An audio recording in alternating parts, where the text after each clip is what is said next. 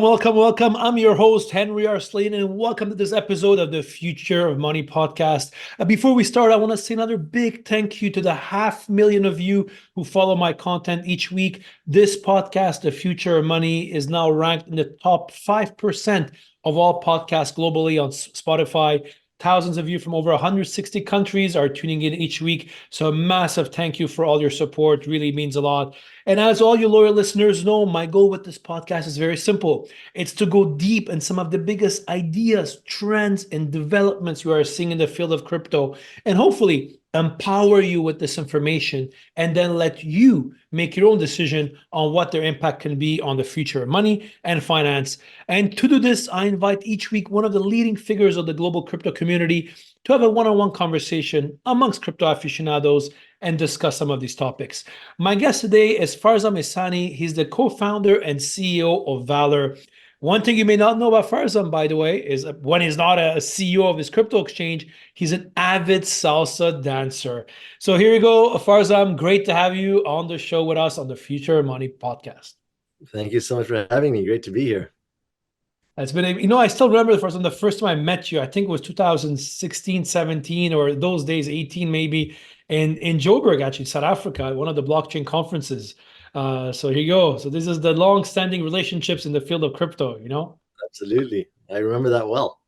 Yeah, it's actually quite incredible. We'll talk about it in the podcast today, but really how even the African market of crypto really changed a lot. There's a couple of exciting things I want to talk about today, really about not only what's happening in the African crypto scene, but also how to build and the ethics and values it takes to build a crypto exchange. We'll talk about your experience with VALR as well, but also how you see the outlook, in the broader crypto exchange landscape.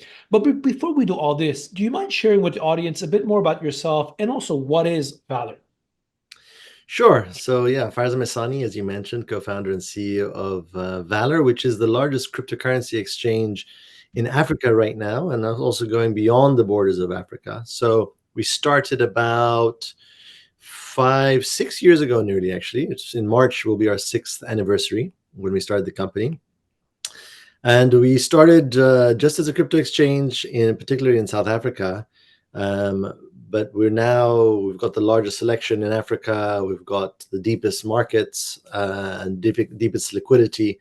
And so we, on an average day, we're between 50 to 70% of the volume in South Africa. So we're much larger than basically all of the other exchanges combined in South Africa. But now we've got also, we serve about 1,000 institutional customers now, about 500,000 retail customers. So we're not very big from a retail customer perspective. We're trying to actually grow that. But we have one of the best APIs in the world, as attested to by our customers. And so we have a lot of sophisticated traders actually from Africa and beyond, from Singapore and elsewhere, who kind of tap into our market. So we really think that we've got a wonderful product. The ethics, I'm very excited to talk to you a little bit about that. That's something that's really lacking, I think, in our industry. And we're very excited to take our product to the rest of the world, much beyond Africa. Very interesting. Actually, let's jump right in on the ethics side. I mean, there's a couple of things I want to discuss with you, from what's happening in the African market to the realities of running a crypto exchange. But when you look at the landscape today of crypto entrepreneurs and crypto firms, what's your view on the importance of, let's say, first of all, a vision, values, like ethics? I know this is something that's very close to your heart. Do you think we're under delivering, over delivering? Do you think there's a problem post FTX? Where do you see as the state of ethics in the field of crypto? I think we've got a long way to go. I think there are obviously good actors, bad actors, etc. But we're also, for the most part, operating in a regulatory vacuum, right? There are a few places like Dubai with VARA and a few other places where there are from regulatory frameworks that are coming up and about. But for the most part, we're basically self-regulating as an industry, right?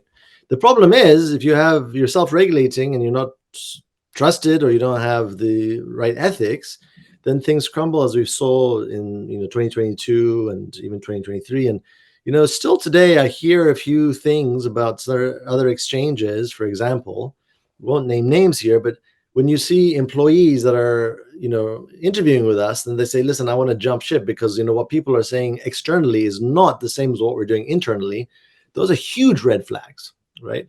So I think there's a long way to go for us to kind of get to a place where the crypto industry is trustworthy in the world. There are certainly trustworthy players already there, right? But there's a lot of work for us to do. What do you think is needed for there being increased trust then? For the industry becoming more trustworthy? Is it more regulations? Is it better self-regulation? Is it more transparency? Is it more ethics at the entrepreneur and the CEO level? What do you think is really the missing gap that is needed to move to the next step? Yeah, so obviously, I think one thing that's really missing overall is just this dedication to truth, right? I gave a talk in Cape Town actually on Friday, just about how I think just in society as large, we've got a kind of crisis of truth and trust, whether it's corporations or religions or political movements. When public figures open their mouths these days, it's very difficult to know whether they're telling you the truth or not. So I think bringing that to the crypto industry, it's really critical that we're truthful. And so one of the things that I think is missing that I would love to see in an industry is kind of a whistleblower program. Because if you are not doing what you say you're doing publicly and someone internally sees that, the public should get to know that, right? So this idea of, no, we keep it and everything's behind closed doors and trust us at all costs, I think is absolutely erroneous. And I think there needs to be mechanisms where people can speak up because they have insight into what's going on, even though they're not the leader, to say, listen, what my leader just said is not consistent with what's going on in reality. It's a very interesting point you mentioned, Farzam, because you're right. In traditional financial markets, we have very established whistleblower programs within corporations and also via regulatory bodies. I guess I never thought about this, but I think the big question is, who would manage such a whistleblower program? Should it be the community? Should it be regulators? Or kind of the way it works right now, de facto, is by the media, journalists, where somebody will go to a journalist and they'll write a story about it, and the media ecosystem will become the whistleblower in a way. Yeah, I think it needs to be a body that has power, that has authority. So it needs to be like a regulatory body that has kind of the rule of law behind it. I don't think you can leave that to an industry of people or a community, because I think what's required for that is the protection of individuals when they speak up, right? And obviously you can't guarantee that protection if you don't have the authority to guarantee that protection, which is being an authority that has some type of backing of some type of rule of law, some type of executive force, etc. So I think there's a lot to be done, but the regulators, I think, are starting to understand and starting to put into place paradigms and frameworks for crypto exchanges like VALR to come and to be able to service the public in a responsible manner. But even the regulators don't necessarily have the full insight, right? They talk to us, they engage with us. So there needs to be a way where we can actually, as a public, find a way that if there's anything that's rotten underneath, we can escalate it and surface it as quickly as possible, because there's a lot at stake for the entire community and the public at large. It's very interesting, Farzam. I have to say, I mean, you bring this up, but I haven't thought about this topic. I know it's been discussed in the past, and I've discussed it with many journalists over the years, where often they become the natural conduit for this kind of behavior. And often it's other crypto exchanges, like you said, people interview people, and there's a lot of smoke, and people assume there's fire. But it's a very, very interesting actually point you make. I haven't thought about this in a long time. Well, let's talk about also let's shift a bit. I want to talk about the where actually VALR started in South Africa and the African market, and I'll come back to exchanges in a second. Obviously, there's a lot of talk about the potential of crypto in emerging markets more broadly. But also, there's a lot of data that shows that crypto adoption and usage across Africa is rising considerably as well. Can you share maybe with our audience, what is the potential you're seeing for crypto across Africa? And what are some of the key features that, let's say, the public at large may not be familiar with? Sure. So I think when you look at Africa, and I think a lot of people in the world that are not from Africa kind of lump Africa into this category that's kind of homogeneous and isn't very varied. But it's 54 different countries, different regulatory regimes, many different currencies, many currencies with capital controls in them, etc. It's a very difficult place to operate, Africa as a whole. And so when you have all of these things happening with these borders of different types, whether it's political borders, economic borders, etc., and then you kind of add a layer of crypto on top of it, that says, listen, there's a lot of man-made frictions in our continent. Crypto is this technology that pays no heed to any borders or man-made restrictions. And so you kind of add this on, and there's a beautiful, seamless kind of flow of value similar to the flow of information that we have the internet, right? So I really do think that kind of the internet that's kind of brought us closer together as a world, and then crypto that I think is also has a very important role to play to bring us closer as a world, is critical to kind of bringing the world together. And what we talk a lot about, VALR, is kind of the recognition of the oneness of the human race. And so all these divisions are actually inhibiting, I feel, the progress of humanity. And so within Africa, things like stablecoins are very much used, right? In fact, I gave a big tweet thread the other day, a couple of weeks back, that was well received. They're talking about one of our customers, actually from the United States, sending crypto or value, dollars actually, into South Africa. And basically, long story short, using the traditional banking rails, you can send, say, $100 and receive $95 worth of rands. Or because of the inefficiencies that exist because of our current financial system, using crypto, you can send $100 and receive about $103 worth of rands using crypto. That's because there's premiums. Some of the listeners may have heard about the kimchi premium in Korea. There's a similar premium in South Africa that allows these things to happen. So it's a very exciting place to be. The regulators across the continent are not quite there. In South Africa, I think there's a lot of progress that's being made. We're actually in the final stages of our licensing application. Just recently in Nigeria, the central bank, which had banned all banks from working with crypto companies, recently lifted that ban so that there's some opening there. Kenya is still very difficult. Ghana is difficult. So there's a lot of complications, but I think these are at the political level. But when you look at the technology, a lot of people are saying, listen, we're already using it and it serves our purposes. And just on this point, you mentioned obviously an increased usage of stable coins. Are people using them mainly for cross-border remittances, where I know fees are quite high? Or are you seeing usage day to day within the borders of a country as well, within the artificial or political borders, as you mentioned, of a country? So we're seeing it both ways. So first of all, dollar right now still is king in the world of fiat currencies. And so when you look at Africa, you have high inflation rates. And so a lot of people will say, listen, rather than holding my own national currency, can I put it into a stable coin? I may not have access to US dollars directly, but do I have access to an exchange where I can buy a stable coin that's backed by US dollars somewhere, whether it's USDC or another? And we see them holding it as a hedge to the devaluation of their own currencies. That's one. And then the second thing is we're seeing it in remittances in a big way. USDT is big, USDC is big. We've seen our trading pairs on our platform of those, co-currencies, USDC and USDT, go very, very high recently. So I think those two use cases are there. They will continue to be there.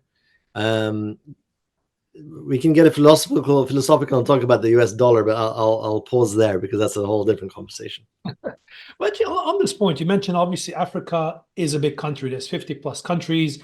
Continent.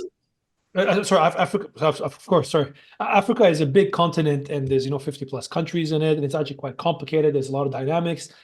If for somebody looking from a outside of Africa perspective, what are the countries you believe that have a lot of upside, or you believe will be crypto hotspots in the next coming years? Is it going to be Kenya? Is it going to be Nigeria, South Africa? Where do you think we may see the big crypto hubs in Africa over the next, say, 5 years? Yeah, I think it is where those economic powerhouses in the African continent are, which is the South Africas, the Nigerias, the Kenyas, so the South, the East, and the West. I do think that places like Zimbabwe that have had a lot of difficulties with a stable currency, I think you will start to see them becoming big users of crypto. It's difficult still because of the on and off ramps, right? So for us to operate in Zimbabwe and to actually on and off ramp with the local currency, we need to have stable banking partnerships, banking rails, etc., which is quite difficult to do. So people are then going and using rands and onboarding in places where they can use their rands or dollars, and with that type of a approach. So I think we'll see where the economic powerhouses are there, but I think we will start seeing some niches where they've got some real monetary difficulties. Those people are already starting to play around in this realm, and I think that will happen more often as well. It's really interesting because, like, you used the example of Zimbabwe, a country that has seen devaluation, obviously has tons of trouble with the banking system and the fees on remittances. I mean, it's a textbook study of how crypto can actually give people a choice, but also can actually play a big role on that perspective, which is very interesting. First, I just want to also ask you about VALR has, as you mentioned, is the biggest player in South Africa. When you look at and you have 1,000 institutional clients around the world, when you look at your African trader or user or African client base, are there any differences between the African client base and the international client base in what they trade and what products they want, or is it same? It doesn't make much difference? Yeah, so I would answer that question in a twofold way, looking at our retail customers and then our institutional customers. I think our retail customers, there are many things that are similar, which is buying and holding of crypto assets because there's a belief that it's going to appreciate over the mid to long term. I think barring places like the United States and Europe, right? There is a sense also of this payment mechanism using crypto, right? And that's not Africa specific, right? We're seeing our customers in other parts of the world, in Asia and even in South America, that are doing that, right? So I think there is that element, but it's not an Africa story. It's more an emerging market story versus kind of a developed payment infrastructure related economy. So that's on the retail customer. And then on the sophisticated kind of institutional customer, I think our customers are pretty much identical to the other. Like we attract the largest market makers in the world that are on our platform. They're plugging into our API using algorithmic trading strategies, rebalancing between VALR and Binance and Bybit and other kind of competitors. So we see that in a big way, actually, that more and more our client base is not just an African clientele, but it's actually an international clientele who are actually looking for new opportunities. Because one of the things we just listed, I didn't go into all the details, but on VALR we have spot markets, we have spot margin, and we have also perpetual futures. And so we just launched a couple of months ago the first perpetual futures in the world against the South African rand. So we've got Bitcoin against South African rand, USDT against the South African rand. Those products are not available on any other platform in the world.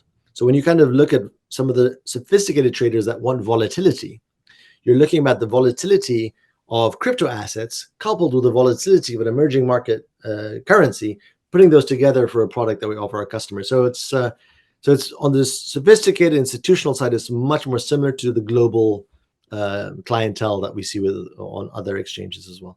That's very interesting because, and I think it's interesting that you guys have built those products on the rand. Like you said, it gives a kind of a double edge, double way traders can trade, actually speculate or take positions on not only on the perp itself, but also on the FX side as well, which is very interesting. Actually, I haven't thought about that because if you look at globally, I don't know what percentage, but pretty much all perps in the world right now are based on US dollar, right? USDT or USDC or other stablecoin assets, which is a very, very interesting, or Bitcoin actually. But on the, obviously VALR is celebrating 6 years this year. Congratulations, by the way. And like you mentioned, you have 500,000 retail clients, 1,000 institutional clients.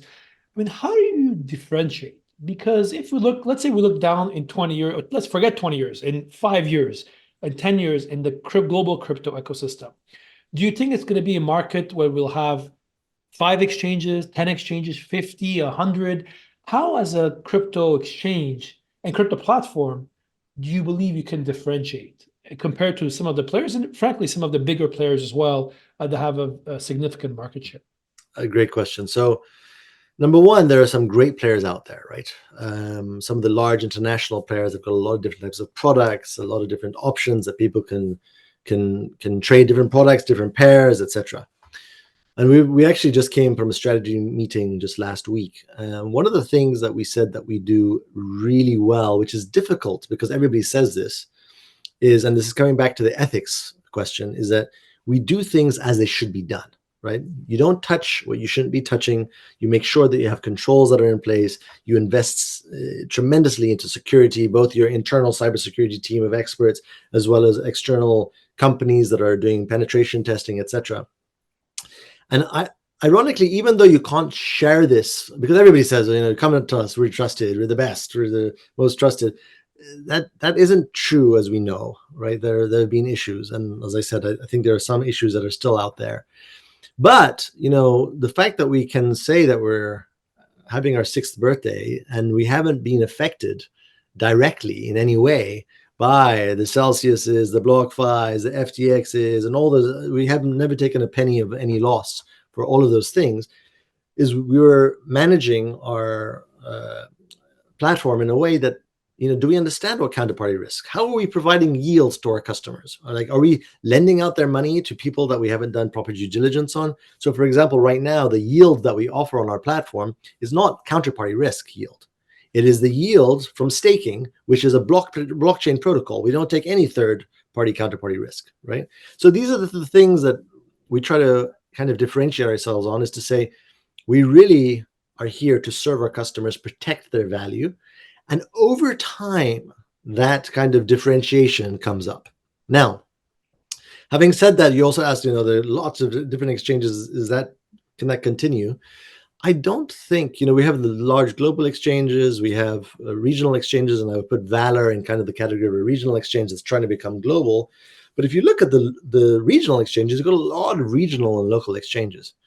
And I think not just between the global and the regional, kind of, there's going to be some changes over there, and I'll mention one thing in a second about that. But I want to kind of bring into the mix this idea of traditional financial institutions. I literally just got off the phone with one of the largest exchanges, traditional exchanges in the world, and they were talking about their digital asset trading strategy and kind of the knowledge they have versus the knowledge we have. And I think we're going to see a lot of M&A activity over the next few years between TradFi and crypto. And this idea of Bitcoiners versus bankers is going to be a thing of the past, because I don't think that there will be a single financial institution in the world that doesn't offer crypto. It's just like there's no real financial institution. There's like maybe one that I know of that doesn't have internet banking, as an example, right? So I think, to go back to the differentiation question, I think the values to be able to kind of stand the test of time is really important. And then obviously to be innovative, to keep bringing up the new products and services. But a lot of people are doing that. So it really does come down to trust and making sure that you are trustworthy for your customers.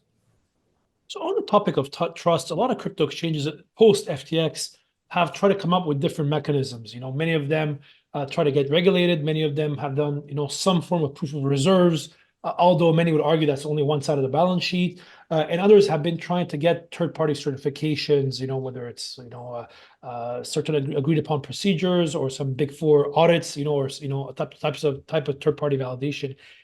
Do you think the industry has done enough, or within these different methodologies of proof of reserves or trying to provide transparency, what is the one you think that will be adopted by the industry where we'll see a lot more exchanges endorse or adopt? Yeah, I think we will start to see a little bit more like the large auditors that are going to be looking into the different exchanges. I think some of the auditors are kind of have the knowledge to do that. I think there's still a little bit of a knowledge gap in some in some of the auditors. Mm-hmm. Proof of reserves, again, we don't publish our proof of reserves, which sounds ironic because I'm here talking about trust, etc. And we spent a lot of time actually deciding whether we should or not. Ultimately, and we did a wide spectrum looking at, the Krakens of the world, Binance's, BitMEX, etc. I think actually BitMEX has probably one of the better proof of reserves that I've seen. But ultimately, and even BitMEX themselves acknowledge this, there is no way that you can have 100% foolproof proof of reserves, right? So we can put out the proof of reserves and we can say, hey, check it out. And, but if I'm lying to you, be sure that I can lie to you about my internal database that you can't see and to say, hey, look, this is what it is. right? And yes, I can get an external auditor to come in, and I can also show them something that's not representative reality, right? So we thought, are we going to put all this time and effort where we can actually build real product, or am I going to do something that I know if I wanted to Jimmy, I could Jimmy? And it doesn't really, if you understand what proof of reserves are not actually a proof of anything, right? And I think the larger, if you talk to people in the industry, and don't take my word for it, talk to the people that are doing this, they will acknowledge this themselves, right? So I think you can't say proof of reserves, come and check it out, and check yourself, and that's proof. That doesn't do the trick. I think we need to have people that really understand what this is from an auditor perspective. And going back to my previous point about whistleblowers that can kind of say, no, actually, these guys say they're doing X, but they're not. I think your whistleblower, if there's one thing that really comes out from this interview, is the whistleblower idea. Actually, it's such a great point, right? And I wish we'd discuss it more, but you raised so many good points on that perspective. I want to touch upon something you just said, Farzam, about the TradFi firms and the crypto firms, right? And where you expect to see a wave of M&A over the next couple of years, something that I agree with, by the way. You worked in a bank previously. You worked in a TradFi bank for many years. From your experience, do you think for many of the banks, if you had to generalize, will you think they will go with a model where they will build it in-house, or they're going to partner, or they'll just simply acquire? I think at the beginning, they're going to partner, right? To try to see, okay, let's do a POC or a pilot type of a thing. Let's see what the uptake is. I think over time, when they see the power and the prevalence of interest that exists about crypto assets, particularly on the back of things like the ETFs that we saw in the United States, I think there will be a movement towards acquisition to say, listen, we want to have this. And by the way, it's not just the banks, right? I can see this with telco companies. Remember, telcos and banks have been trying to get into each other's space for a long time. And so it's a unique place because, with crypto exchanges, we're not just doing the exchange, but we're also the custody at the moment, right? And so I think we'll see telcos, TradFi exchanges, banks, all trying to find their part of this action. And I think a lot of that will be acquisition post a little bit of experimentation. So actually, you bring the topic of telco, which is very interesting. Across Africa, if we look at the last 10 years in the fintech market, really telcos have played a dominant role in many, many parts of Africa. I mean, do you think the same thing could happen when it comes to crypto, of that the telcos may steal the show of the crypto game across the African continent? I think it's possible, but to be honest, I haven't seen the vision of the telcos in any public way. So maybe those conversations are happening behind closed doors, but I haven't spoken to any telco CEO that has shown me that they actually understand where this world is going and what the opportunity is for them. I think it's huge, but I don't think the recognition is there. Again, this is from my limited kind of exposure of what I've personally seen. But I think most of the world is so addicted to their current revenue streams. And they need to give up those revenue streams to get to the next thing. And the example I always give is like, if you were the CEO of a post office, right? And someone came to you and before the internet was around, say, hey, there's this internet thing, and there's something called email, and it's pretty cool. It can go much quicker and much cheaper than what we can do. And then, the board will ask you, well, what's the revenue model? And you say, well, actually, I'm thinking about, offering it for free. They'll laugh you out the room and they'll say, no, thanks very much. That's the dumbest idea. And so technically, any post office could have been the next Google of the world, but they didn't have that vision. So I'm hoping that there will be a few kind of pioneering CEOs and visionaries in TradFi, and there will be, by the way, that will see what the opportunity is, act proactively, and then we'll start to see a trend once that starts, I think. If you look at the African example, M-Pesa, for example, at one point, I mean, my data may be slightly off, but I remember it was like almost three-quarters of the transaction across Kenya. It was almost like 1/3 or something like that of the GDP of Kenya. I mean, there is an example of these telcos getting into the space where there's prima facie, there's no revenues, but now obviously they dominate the market and they become the infrastructure of it. So I'm surprised that you think that I'm surprised that telcos are at least not embarked on this path so far, especially in the African continent. Remember, actually, M-Pesa is very expensive in relatively speaking, right? So you actually have to pay quite a lot for M-Pesa. It's cheaper than what the banks were, but it's actually not cheap compared to having something that's like like email, it's free, etc. Right? Interesting. So I think that's the one thing. The second thing is, again, not to get too philosophical, but I think the nation states of the world are there's a nation state crisis that we're seeing. We're at the beginning of it. We're talking about sovereign debt crises of countries around the world. We're looking at the United States debt and we say this is not sustainable. How long can the US dollar last in this form, etc. And so I think a lot of those organizations are based on the foundations of nation states. But when you talk about crypto, you're saying, no. Let's go beyond the nation state. The world is our oyster. And there are very few people that are seeing that. And also, to be fair, it's also difficult to remedy that with a regulatory framework because there is no global regulator, so to speak. But I do think that transition will require saying, let's move beyond just like a Kenya, because M-Pesa really hasn't been successful anywhere outside of Kenya, that model. They've tried in many places, but it hasn't been successful. And how do we go from just a country to the world? And I think the next big, huge companies of the world will be those that say, you know what, we're bringing financial services to a borderless humanity. And I think there we'll see huge value for the world. It's very interesting because I was having this discussion with someone recently. For example, where I'm physically now in Dubai, VALR, the regulator, when you get licensed, actually allows you to service the world as long as you follow the Dubai standard. And obviously, you have to comply also local standards wherever you go. But at least it's this vision that once you're regulated somewhere, you should be able to service the borderless ecosystem, Right. which is very interesting. You mentioned de-dollarization. You mentioned the role of the United States and nation states. I know this is a big topic that, obviously with One Belt, One Road, with BRICS, where obviously South Africa plays a very important role. What's your view on the future of the US dollar, as we know it? And you think in our lifetime that we may see a significant shift out of the US dollar? Are you sure you want me to answer Let's go that? for it. No, I think there's a very good chance, just the TLDR, there's a very good chance, I think, in my lifetime, that the US dollar does not exist. Okay, that's a very strong statement, right? But the reason I say that is that we have things that are just don't make sense. So, when the US government gets downgraded right now, what is the thing that appreciates? The government bonds. The very thing that was downgraded starts appreciating because society has only known that the safest thing is US government. But I think with more information that's only come up over the past couple of decades with the internet, with people being able to correspond freely outside of newspapers that are feeding us the information that they curate, people are starting to say, well, wow, this is like the US dollar isn't based on anything. It's based on our faith. It's not based on even, some people say, no, but it's based on the US economy. And I say, okay, well, how quickly did the US economy grow during COVID, right? It certainly wasn't 40%, which is the amount that the money supply grew during that time. So how can you have the money supply growing at 40% and the economy that you think is backing it grow by a couple of percent? That doesn't make any sense, right?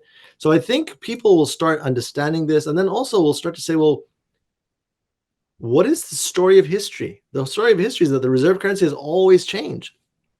And I think the big difference now is that in history, we've gone from one nation state to another nation state that's had that reserve currency.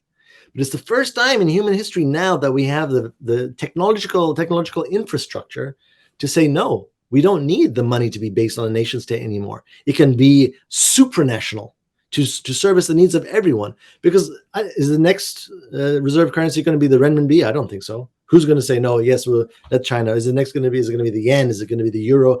Nobody's going to say we accept that anymore. But there could be an acceptance to say, let's do something that's decentralized that nobody has control over. That's safer. And the last thing I'll say is this on this topic. The beginning of the Ukrainian-Russian war, when the Federal Reserve came and they said, we are going to freeze the financial assets of Russia. When that happened, I said, that is the beginning of the end of the US dollar. Why? Because every single other nation state in the world is now looking to say, well, wait a minute. Forget about what we believe, who is right or wrong with Ukraine and Russia. But if we're ever on the receiving end of something that we don't see eye to eye with the United States, are they going to make this a political issue and cut us out of the financial system? I'm going to start now hedging my bets, and I do not want to have the US dollar as my reserve currency. That process has already started. Super interesting, by the way. And I think this conversation, I find it very interesting. I spent the holidays in New Jersey in the US. And when I speak about this with friends and family, they're like, what are you talking about? Whereas when I'm in Dubai or the rest of the world, this is a topic I'm seeing more and more. I think your point that you mentioned, that we went from the British pound to the euro or the dollar or whatever. And now actually there's a currency, a supranational currency that could take over. Is very interesting. But I mean, for example, on that point, there is technically gold, so over the centuries, you could guess Sure. that what was the reserve currency has changed over the years. In a way, gold could have played that role as well. And it has done, to be fair, in certain areas of the world. But the argument could be, if gold could have played that role as well, why is it going to be Bitcoin, right? I mean, so very simply, I think gold, first of all, I think gold is a great thing. It's proven its value over the last 5,000 years, etc. But the big problem with gold is it's heavy. It's very difficult to transport. And whenever you can say, okay, it's fine, we can put them in the vaults, we have currencies that are backed by that. But then whenever you have a digital asset that's backed by a physical thing, you have a recon problem and a trust issue. So now the beautiful thing about Bitcoin is that I don't have any recon problem. And a lot of the people that don't understand Bitcoin, they say, well, it's not backed by anything.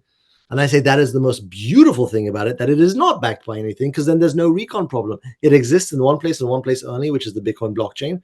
So you can verify that yourself. So I think that's going to be one of the biggest things. But when you look at money, it needs to be divisible, durable, portable, scarce, right? And when you look at all these things, Bitcoin performs much better. The only thing that it doesn't perform better is this idea of acceptability, which is a cultural phenomenon, a social phenomenon, a psychological phenomenon. And that takes time to change. And that path has already started. That journey has already started.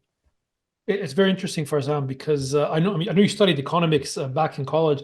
As a lawyer, I'm not an economist, but when I was writing my last book, probably the part that surprised me the most was I had this history of money section at the beginning of the book, and I was shocked of how many times there's been hyperinflation incidents, how the currencies have been completely devaluated throughout history.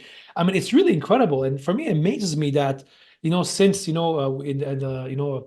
years ago, we really moved to complete fiat economies, and this is an anomaly in history where really we've had these periods. And so I found it very fascinating, the history of money. And like you said, there's I think the element of the seizure of the Russian central bank's assets, that was a wake-up call, I think, for a lot of countries. Even personally, I have to say, I mean, regardless of what you think of Russia or its government, there's something to be said that a country, or in French we call it la loi du plus fort, the law of the strongest, goes and seizes a central bank's literally assets, which is very, very interesting. I want to touch upon one thing you mentioned, Farzam, is on the role, obviously, of nation states and regional exchanges previously. Obviously, now you built VALR. It's been a very successful business. Really, you guys have had tremendous success in the last couple of years. If, let's say, you believe it would have been easier to build VALR in another country, like we did in Asia, the Middle East, in America, or you think building it in South Africa, in the African continent, gave you a special edge that lead to the success you guys have now?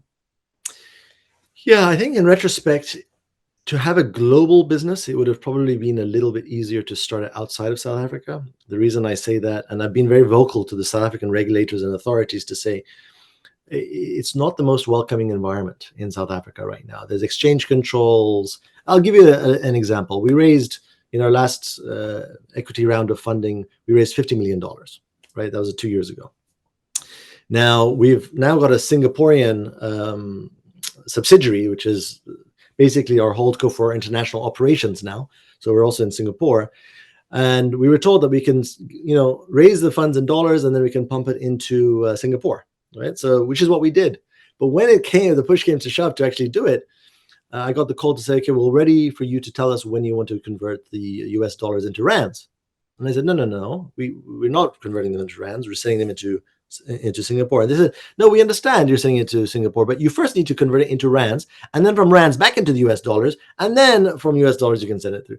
So, when you think about a really ridiculous, silly thing like that, I'm giving you a small example. That's not the type of regime that's going to be welcoming large corporations from the rest of the world to set up shop in South Africa. So there's a lot of things that we need to solve there. We have solved them now because of the Singaporean entity, etc. But as a nation in South Africa, it's a beautiful place and it has the potential to do so much. But we need to get some of our policies right before we can have a rightful place on the world stage to attract other companies to come and set up shop in South Africa. Do you think that will change? I mean, if you look at let's say in South Africa, the next 5 years, are you optimistic on the evolution of the crypto ecosystem? I am very optimistic. I'm not so sure that it will change easily, right? Because and this is a story of humanity. There are vested interests, and the people that are benefiting from the old regime, even though it doesn't serve the world, it serves their own personal pockets, right? So that's always going to be a tension, right? But will it happen? Without any doubt. Will it be easy? Probably not. But history is full of these things, right? And history never remains subservient to vested interests. Humanity progresses, and there's no stopping that. Yeah, exactly. Very, very interesting. Well, Farzam, believe it or not, we completely went over time at this time, but I have my best friend, the Bell, is with me. So I'm going to ask you quick one or two. I'm going to ask quick questions. I need a 1 or 2 word answers to these questions, and the Bell is here to keep us honest. Hope you're ready. Ready. Let's kick it off. Farzam, what's your favorite thing about South Africa? The beauty of the land. We mentioned at the start you're an avid salsa dancer. Best favorite Latin band of all time? Oh my God, Tito Puente. Oh, here we go. Best African band of all time, in your opinion? Oh my goodness. I should pass on that. Here we go. What's the one thing you love the most about the crypto industry? The fact that it recognizes the unity of the human race. It's deep, deep, deep. Elon Musk invites you for lunch. What is the one question you want to ask him? Why Dogecoin? Why Dogecoin? It's a good question, actually. It's a very good one. I love to ask him that question. We should ask him on X or on Twitter. For example, if you could go back in history, what period would you love to go and live in? This one. We're very lucky. Yeah, this period. I agree. Sam Bankman-Fried gives you a call from, I guess, his future prison cell. What's the one thing you tell Sam Bankman-Fried? I'm praying for you. Everybody deserves prayers. I think he made some bad mistakes, yeah. Yep. What's the one advice you give to any entrepreneur who's launching a crypto business? Be ready for rejection and stay the course. Good one. You studied economics in college. What economist you admire the most and you would love to meet? Like if you could go back in time or now? Probably would like to talk to Adam Smith. Yeah. There are a few, but let's go with Adam Smith. There we go.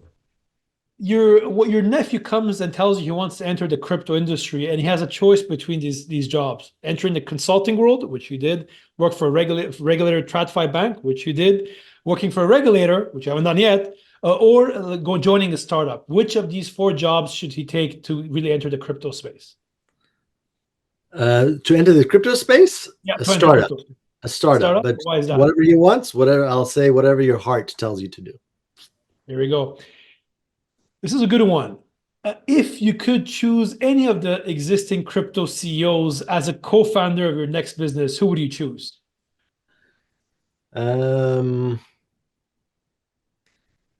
Might be, I'll give 2. Jesse Powell or Brian Armstrong. Really interesting. Why is that? I think Jesse Powell speaks truth. I think yeah, let's go with Jesse Powell. I like him a lot. I like Brian as well, but I think there's a lot that Jesse Powell has spoken and been outspoken about, which I appreciate. Obviously, I don't know him personally. Don't know if this is the full truth, but there's indications that I've seen that he's very genuine. And Farzam, the last question, a traditional question, anybody comes on the Future Money podcast. If you could have lunch or dinner with one person, dead or alive, if you could have lunch or dinner with one person, dead or alive, who would you have lunch or dinner with? There's an individual called Abdul Baha, who is a central figure of the Baha'i faith. I would love to have lunch or dinner with him. Wow, that's deep. My God, I love the spiritual side there. Ladies and gentlemen, that was Farzam Ehsani, the CEO, co-founder and CEO of VALR. Farzam, it was great to have you with us today on the show. Where can people find out more about VALR and find out more about you? So Farzam Ehsani, my first and last name on Twitter, or valor.com on Twitter, or just go to VALR.com. That's the best place to find out more about VALR. There you go. Guys, thank you. Hope it was an interesting episode. I definitely learned a lot. It was, I think, very insightful. We went from Africa to de-dollarization to transparency to the Baha'i faith. So we covered a lot of stuff today, guys. So thank you very much, and hope it was a fun show. And I'll see you all soon for another episode of the Future of Money podcast. See you all guys all soon.